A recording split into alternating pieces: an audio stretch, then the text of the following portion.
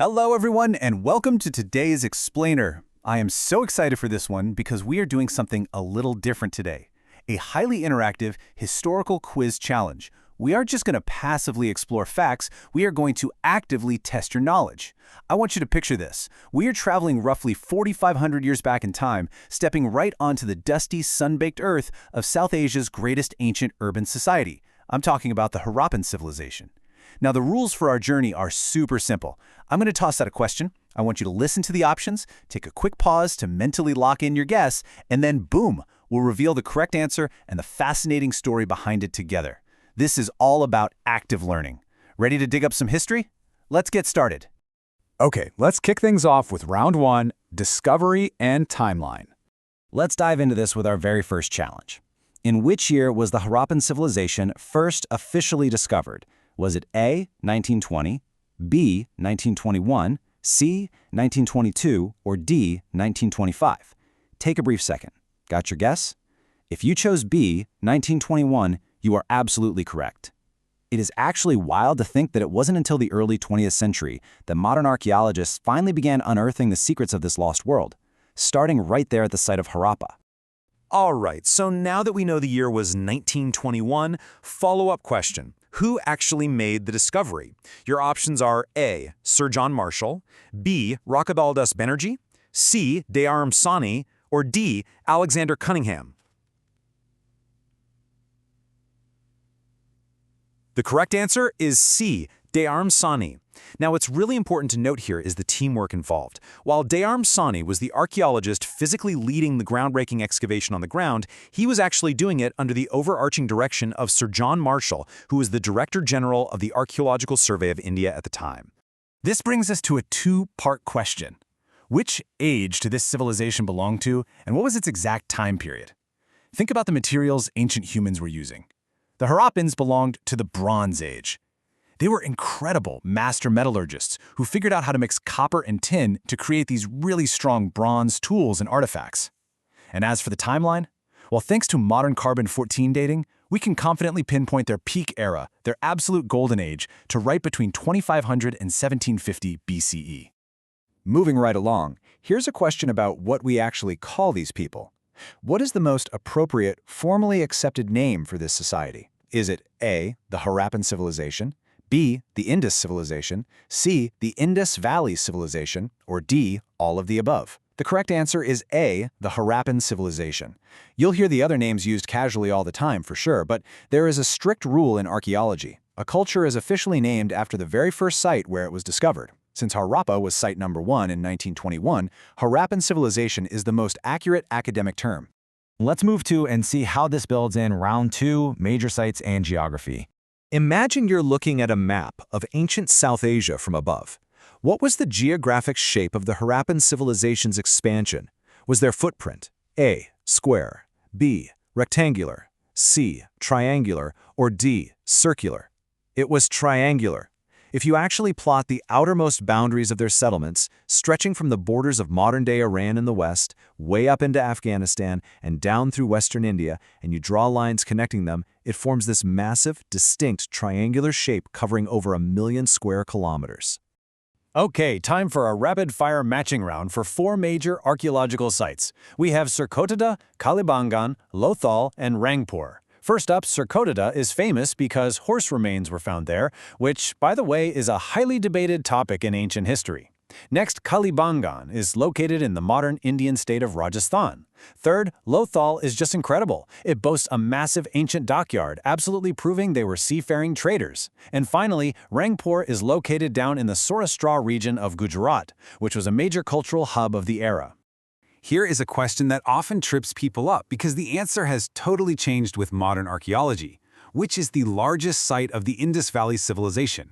A, Mohenjo-Daro, B, Harappa, C, Rakhigarhi, or D, Dholavira? The answer is actually C, Rakhigarhi. For a really long time, textbooks said Mohenjo-Daro or Harappa.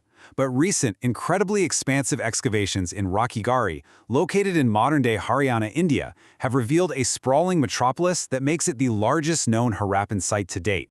Let's look at another famous nickname. Which archaeological site is called the Oasis of Sind? Is it A, Harappa, B. Mohenjo-Daro, C. Kalibangan, or D. Lothal? The answer is B. Mohenjo-Daro. I mean, an oasis implies a beacon of life and prosperity in a harsh landscape, right?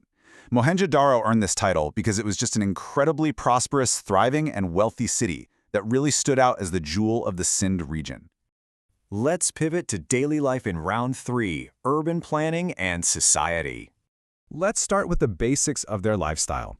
The residents of the Harappan Civilization were primarily A. rural, B. urban, C. nomadic, or D. tribal.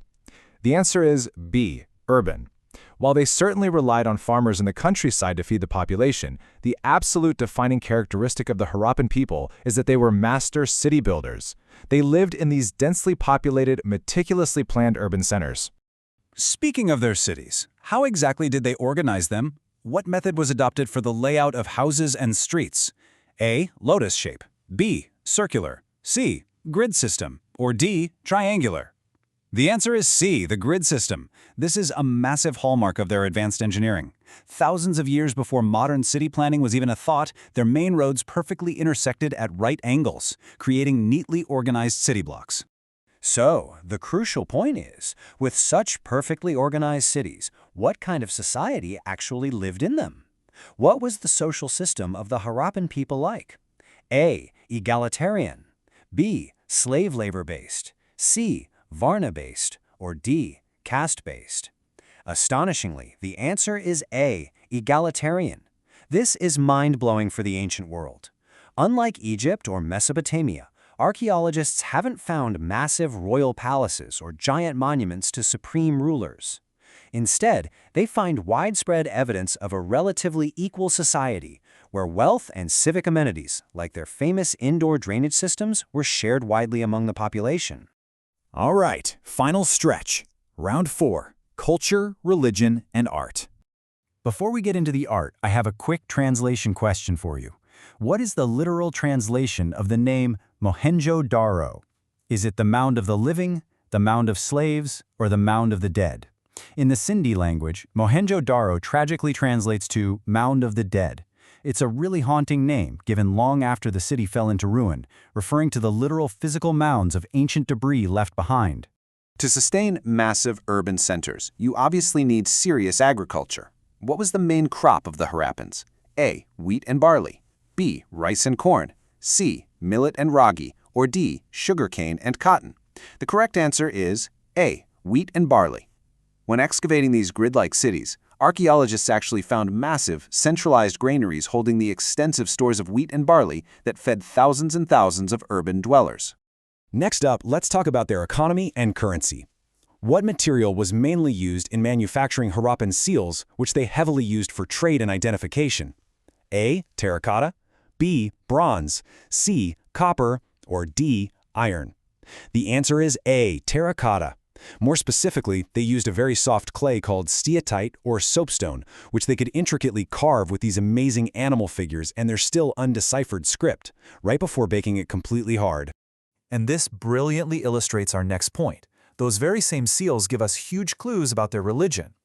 Based on archaeological evidence, who did the people of the Indus civilization worship?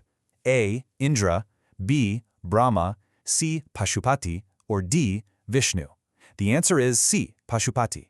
One of the most famous seals ever found depicts a horned figure sitting in a cross-leg, yogic posture, surrounded by animals.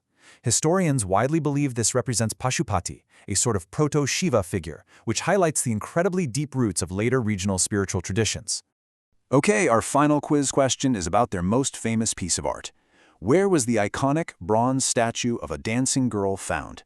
A. Harappa, B. Mohenjo-Daro, C. Kalibangan, or D. Chanhu-Daro? Take your final guess. It was B. Mohenjo-Daro. This tiny, 4.5-inch tall bronze figurine is an absolute masterpiece of ancient lost wax casting art. The relaxed, super confident posture of the girl gives us a breathtakingly intimate glimpse into the true humanity of these ancient people.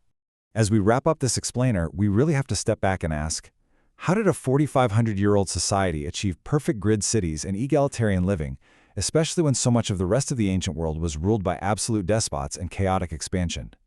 The Harappans were just incredibly ahead of their time, leaving behind a legacy of peace, trade, and brilliant engineering rather than weapons and war monuments. It really makes you wonder, with their written language still completely unbroken, what other magnificent secrets still lie buried beneath the mounds of sand, just waiting to be discovered? Keep that curiosity alive, keep asking those big questions, and I will see you in our next explainer.